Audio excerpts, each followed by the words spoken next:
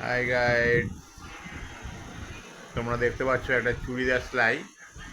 ভালো করে দেখো, বোট নেক গলা, সামনেটা একটু ডিপ করেছি, পিছনটা একটু ভাসা।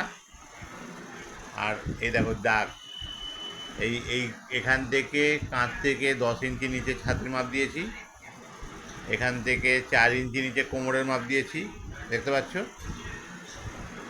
আর এখান থেকে এই পর্যন্ত 14.5, এটা পাছার মাপ।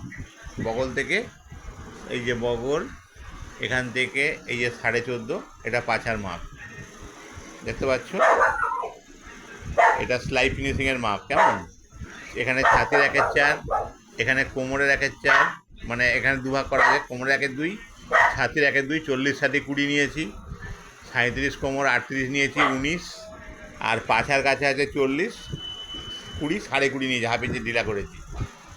তোমরা এইভাবে সেলাই করো, ফিটিংস দেখবে খুব সুন্দর হবে। আমার চ্যানেলটা সাবস্ক্রাইব করবে, লাইক করবে, আমরা তোমাকে নতুন নতুন আবার ভিডিও দেখাবো।